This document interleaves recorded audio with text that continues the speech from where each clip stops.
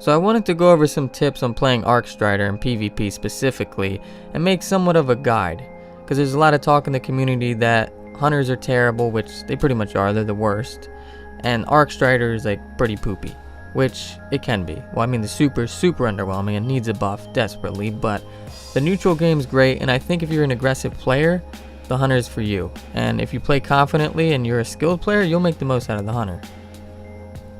So I want to start out by going over a loadout for the hunter, because I feel this is extremely important, and if you don't select the right loadouts, you can completely limit your ability and restrict yourself as the hunter, because the hunter is a very mobile character and you can play aggressive with him, and if you limit yourself to auto rifles and scout rifles and such and just keep a long distance game, you will suffer.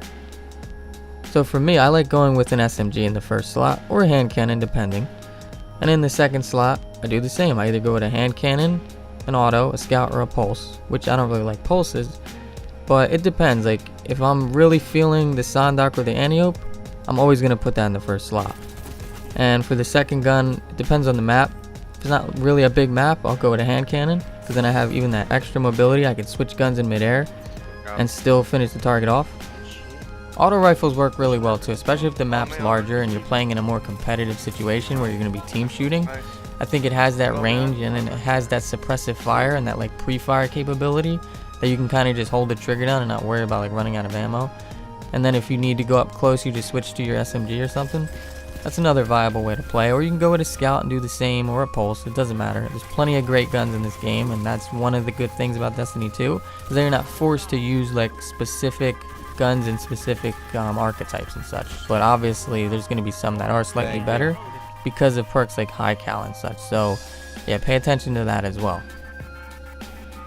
Armor is very important too, because there's only select gear sets that have these stat rolls on them that allow you to hit like max recovery, which is 6 on the hunter, which isn't great, but you can do that if you pay attention and pick gear sets like the Trials set or the Road Complex set, or I think even the Dead Orbit one is pretty good.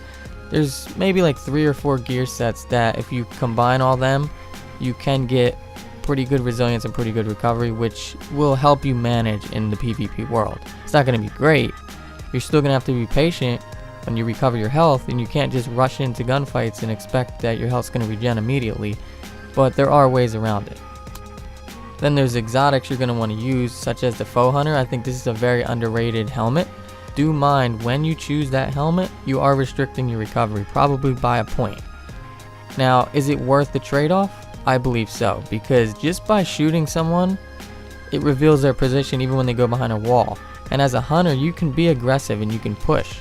So that gives you that confidence to when you switch to your SMG, you know exactly where this guy is. You're seeing him through the wall, it's outlining him.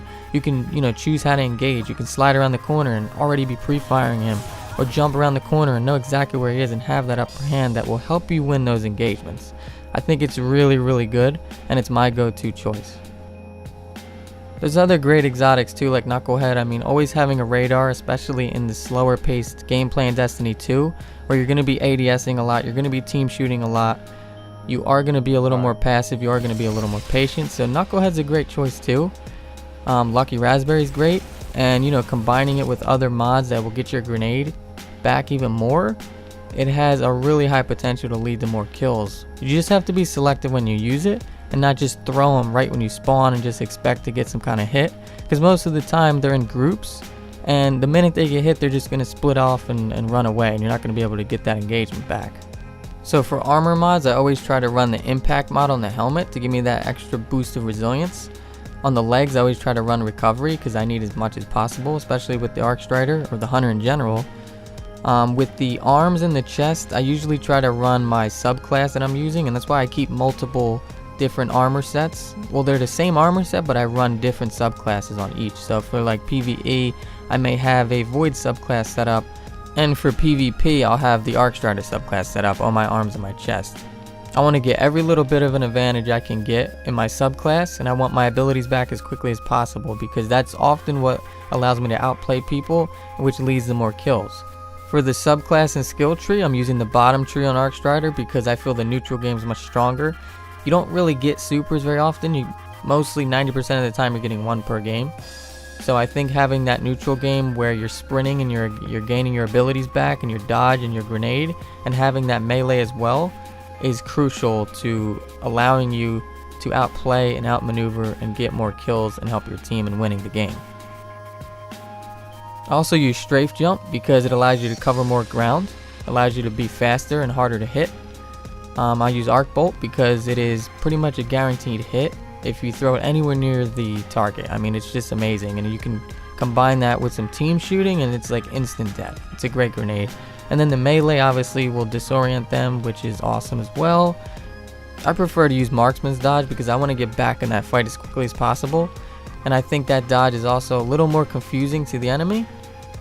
Now you could always just switch to your other gun, but depending on your loadout and the distance and what gun you're really comfortable with using in that specific moment, you may just want to reload it and get back in the fight. Next I want to talk about the playstyle of the Arc Strider and the Hunter specifically, because I do think it lends itself to a certain type of person. I do think you want to be aggressive when you play with the Hunter, but you also need to be patient and elusive. Being elusive and fast is one of the Hunter's greatest strengths, and I think you need to know when to fight or flight. That's one of the biggest things in Destiny 2 in general, but the Hunter has it even more because the recovery is so bad, and the armor and just the abilities and supers in general are very lackluster, so I do think it lends itself to a more intelligent playstyle. And you'll see higher skill leveled players taking advantage of that playstyle and not really complaining too much about it, even though they know the Hunter's weak, they know the Arc Strider's pretty poopy, but they make it work because they know how to play that playstyle. It also suits them, and they find it a lot of fun.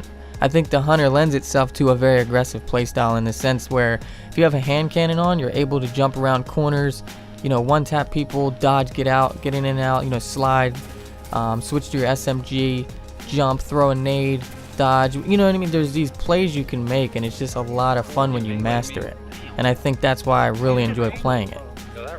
It's very rewarding when you can get like a double kill. Like in Destiny 1 it was no problem to get a double kill, but in D2 it's quite difficult. The in-air accuracy is pretty lackluster, but I think just having that ability to hop around in a faster manner than other characters makes you a harder target, and I think if you're a pretty good shot, you will take advantage of that as well. And just a general tip, playing any character, any loadout, you want to be as hard as possible to hit. That means sliding around every corner, doorway, jumping as much as possible, but this also requires skill and precision, so you need to practice until you feel comfortable and confident in doing that. I've always been a big fan of the Crucible. I hope this game becomes more competitive and they balance it more, but I'll enjoy it anyway. I love the Arc Strider class. The super is poopy. It requires a lot of skill to get even one single kill because you're so slow. I don't understand it. You're a Hunter, you're supposed to be the fastest. How about we make the Hunter run as fast as a Striker? That's a start. Or maybe make yourself a little more elusive. How about turning the dodge ability up? I mean, the Hunter's pretty lackluster in general, so give us something.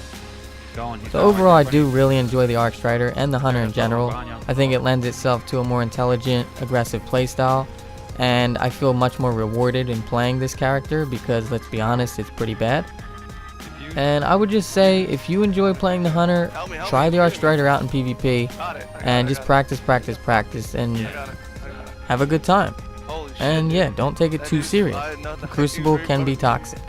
I warned you.